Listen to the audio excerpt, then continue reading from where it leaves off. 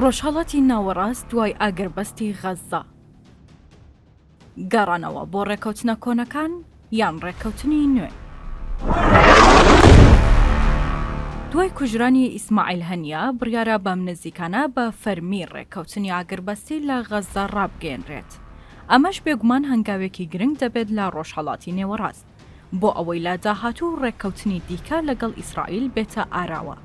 لە هەمان کاتدا دەرگا بۆ گەڕانەوەی ڕێکەوتنە کۆنەکان یان ڕێکەوتنی نوێ دەکاتەوە و دەشێت کوشتنی ئیسماعیل هەنیە و ڕێکەوتنی کۆتایی بۆ ئاگربەستی غەزە هەردووکیان خاڵی گەڕانەوە و وەرچەرخان بن بۆ چالاکردنەوەی پەیمانی ئیبراهیم.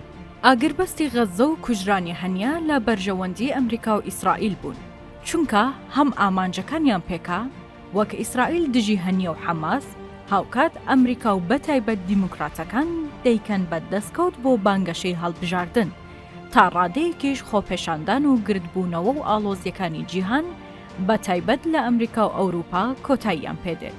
کوژرانی هەنیا تەواوی هاوکێشەکان دەگۆڕێت و ناوچەکە دەباتە قۆناغێکی نوێوە.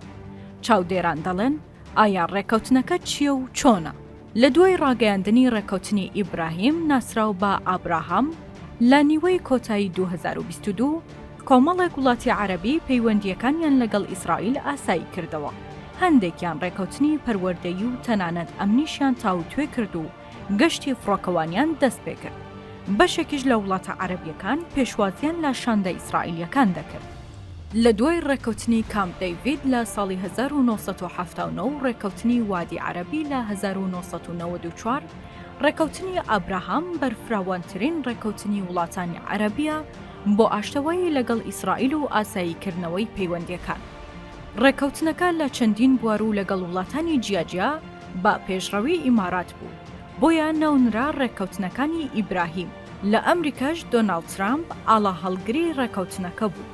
وڵاتانی عەرەبی ئەوانەی میلی زۆرتریان بەلای ئەمریکادا هەیە بە گەرمی ڕێکەوتنەکەیان وەرگرت.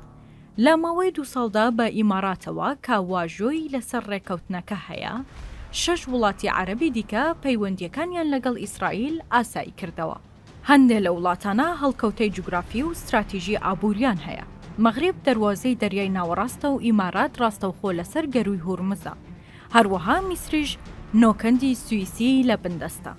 ئێران لە سەرەکی ترین ئەو وڵاتانەیە کە بەردەوامی ڕێکەوتنەکە لە ڕووی ئابووری، سیاسی و ئاسایشەوە کاریگەری ڕاستەوخۆی لەسەری هەبووە.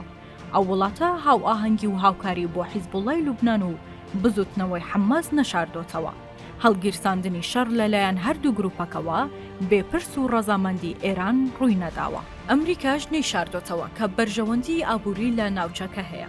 ڕەنگە پارێزراوی ڕێڕەوە ئاویەکان یەکێک لە بەرژەوەندیە هەرە لە پێشینەکان بێت. ئەم بەرژەوەندیانەشی بەستۆتەوە بە پاراستن و بەرژەوەندی هەندێک لە وڵاتانی ناوچەکەوە. ئەمریکا نایەوێت جەنگ و ئاڵۆزی بە جۆرێک لە ڕۆژهەڵاتی نێوەڕاست هەبێت کە پلانە ئابووریەکان پەک بخات. لەوانە فرۆشتنی چەک و کڕینی نەوت. بەڵام دڵخۆشیش نابێت بە سەقامگیری تەواو و نەبوونی کەمێک ئاڵۆزی لە ناوچەکەدا. ئێستا کە دۆخەکە هەندێک ئاڵۆسترا لەوەی ئەمریکا دەیخوازێت، پێویستی بە هەندێک لە هێورکردنەوە هەیە. ئەو کاتەی ڕێکەوتنی ئابراهام واژۆکرا، جەنگی ئۆکرانیا ڕووی نەدابوو. رووسیا هێندە دوور نەکەوتبەوە لە ئەمریکا. چین بە تەواوی خۆی یەکلای نەکردەوە بەلای رووسیا. بە کورتی بەرەی رووسیا هێندە بەهێز نەبوو. ئێستا هەیمەنەی ئەمریکا لە ڕۆژهەڵاتی نێوەڕاست لەژێر مەترسیدایە. ئەگەر بەو شێوەیە بەردەوام بێت، رووسیا و ئێران و هاوپەیمانەکانیان بە تەواوی دەست بەسەر ناوچەکەدا دەگرن. ڕەنگە مەترسیدارتر لە رووسیا ئێران بێت بۆ ئەمریکا. کردنەوەی بەرەیەکی دیکەی شەڕ لە ئۆکرانیا و پێشڕەوی سوپای ئەو وڵاتە بۆ نێو خاکی رووسیا دروستکردنی گوشارە لەسەر پۆتین، تاوەکو ئەویش گوشار لەسەر ئێران دروست بکات. هەروەها هاوکاری تورکیا بکات بۆ ڕێکەوتنی لەگەڵ سووریا و دواتر دوورخستنەوەی هەندێک لە ڕایاڵەکانی ئێران بە حیزبوڵڵا و لەوێشەوە بە حەماسەوە. ئەگەر تورکیا لەگەڵ سووریا نزیک بێتەوە و پەیوەندیەکانیان ئاسایی بکەنەوە، لەو ڕێگایەوە هەندێک لە ڕایاڵەکانی ئێران بە لوبنان و حیزبوڵڵا دەپچڕێت. ئەوە خاڵێکی گرنگ دەبێت بۆ دوورخستنەوەی مەترسیەکان لەسەر ئیسرائیل. لا بەرامبەر نزیکبوونەوەی سووریا و تورکیا دەکرێت ئۆکرانیا لە نێو خاکی رووسیا بکشێتەوە. لەم سیناریۆیەدا ڕەنگە هەندێک زیان بە پەیوەندیەکانی نێوان ئەمریکا و هەسەدە بگات.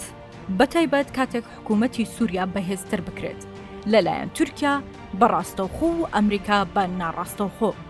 لە ئەگەری دوورخستنەوەی ئێران لە جەنگەکە بۆ ئیسرائیل ئاسانتر دەبێت بەسەر حەماسدا زاڵ بێت، بەتایبەت ئەگەر بزوتنەوەی فەتەح زیاتر بهێنرێتە پێش و دەسەڵاتی غەزەی پێ بسپێردرێت. بۆیە ئەگەر ئیسماعیل هەنیە نەکوژرایە، ئێران هەڕەشەکانی هێندە بەهێز نەدەبوون و لە بەرامبەردا ئیسرائیلیش ئەوەندە تامەزرۆی ئاگربەس نەدەبوو. ئەگەر سیناریۆکان وەکو ئەوەی ئێستا کاری بۆ دەکرێت بەڕێوە بچێت، جارێکی دیکە ڕێکەوتنی ئابراهام چالاک دەکرێتەوە. لە هەمان کاتدا ئەگەر ڕێکەوتنەکەش چالاک نەکرێتەوە، بە دڵنیاییەکی زۆرەوە ڕێککەوتنی نوێ دەکرێت لەگەڵ ئیسرائیل و نێوان وڵاتانی دیکەی عەرەبی، بۆ ئەمەش ئەمریکا هاوکار دەبێت.